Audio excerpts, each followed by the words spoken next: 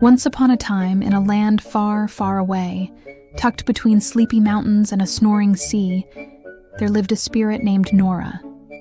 Now, Nora wasn't your average, spooky, goes-boo-in-the-night kind of spirit. Oh no. Nora was the spirit who hated the night. And when I say hated, I mean she disliked it more than a cat dislikes a surprise bath. You see, while all the other ghosts and ghouls were getting ready for their big night out, practicing their scariest faces in the mirror and gargling with spooky sounds, Nora was pulling her spectral blanket over her head and grumbling. Why? Because Nora loved the daytime. She loved the warm sunshine that made her feel all tingly and transparent.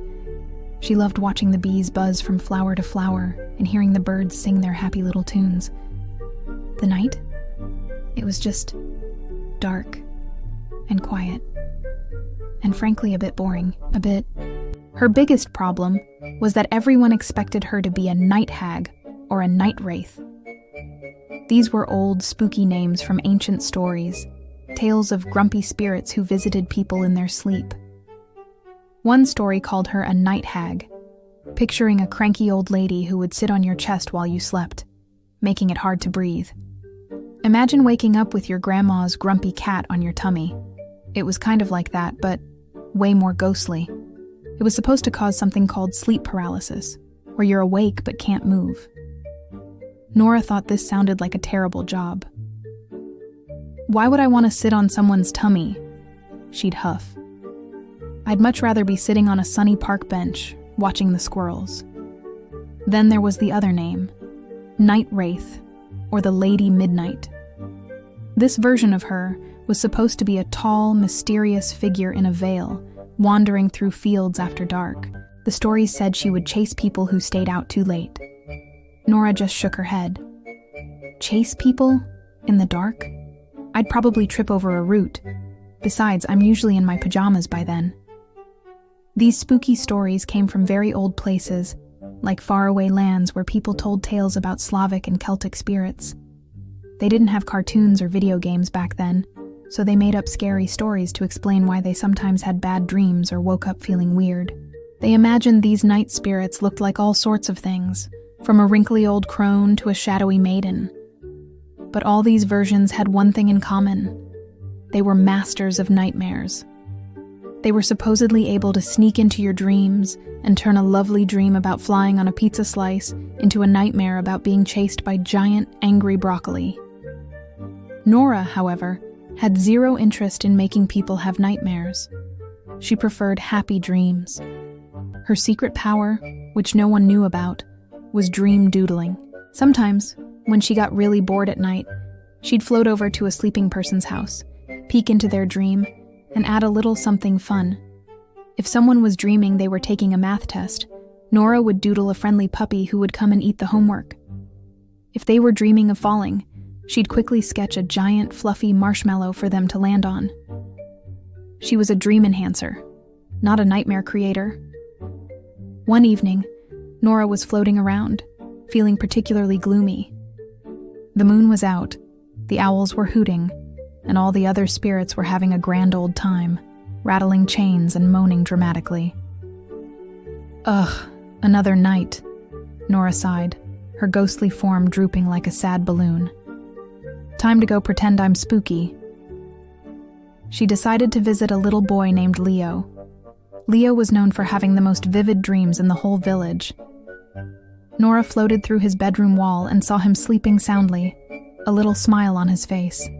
She peeked into his dream bubble. Leo was dreaming he was a superhero, flying through the city. Ooh, this is a good one, Nora whispered. But then, another spirit arrived. It was Bartholomew, a classic, old-school ghost who loved his job.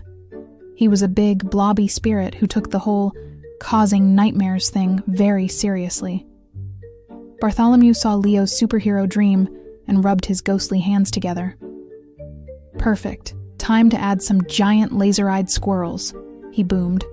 Nora gasped. No, not the squirrels. Leo loves squirrels. She zipped in front of Bartholomew. Stop right there, Barty. You're not ruining this dream. Bartholomew was surprised. Nora, What are you doing? This is my job. We're night hags, night wraiths. We are the terror of the twilight. Speak for yourself, Nora retorted. I'm the spirit who hates the night, and I prefer happy endings. Bartholomew laughed a deep, echoing laugh. Happy endings? That's for fairy tales. We deal in nightmares.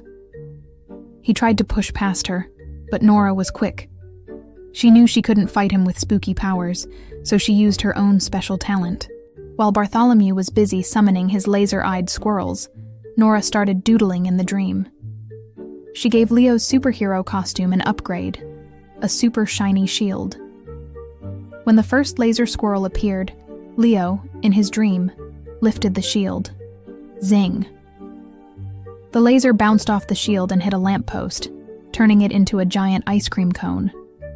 The squirrel looked confused. Bartholomew was furious. Hey, no fair! You can't do that! He summoned a whole army of angry robotic pigeons. Oh yeah? Nora challenged. She quickly doodled a giant bird feeder in Leo's other hand, filled with premium electric birdseed. The robotic pigeons stopped in their tracks, their red eyes turning a soft, happy blue. They cooed and started pecking peacefully at the seed. This went on all night. Bartholomew would create a scary monster, and Nora would turn it into something silly and fun. A giant sea monster became a huge, inflatable pool float.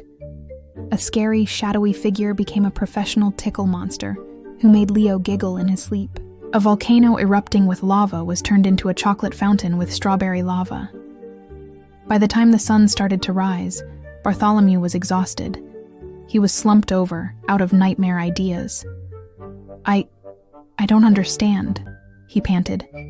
You made everything fun.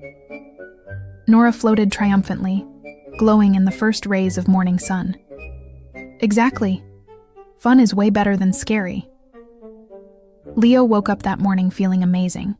He told his parents he had the best dream ever, full of friendly monsters and chocolate volcanoes. He didn't feel scared at all. From that day on, things started to change. Word got around the spirit world about Nora's dream doodling. The other spirits were fascinated. They saw how much fun she was having and how happy she made the sleeping kids. Soon, other spirits started trying it. Instead of rattling chains, they started playing little musical tunes. Instead of causing nightmares, they started adding cool things to dreams, like race cars and candy castles. Even Bartholomew eventually came around.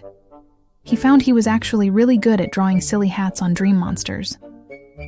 Nora, the spirit who hated the night, had accidentally started a revolution. The night was no longer just for spooky stuff. It became a time for creativity, fun, and happy dreams. Nora still loved the daytime best, but she didn't hate the night anymore. After all, it was the best time to be a dream doodler. And if you ever have a dream where something scary suddenly turns into a giant cupcake, you can be pretty sure that Nora, the friendliest night wraith in the world, just paid you a visit. And so, the old stories of the night hag and the Lady Midnight began to fade, replaced by new tales of Nora the Dream Doodler. Even today you can find her in modern stories, though she might look a little different. Sometimes she's a character in a video game who helps you in a spooky level, or a friendly ghost in a cartoon who's afraid of the dark. But it's all her, the spirit who taught everyone that the night doesn't have to be scary at all. Thanks for listening to our story today. If you love fun and silly tales, make sure to hit that subscribe button and join us for more adventures. See you next time.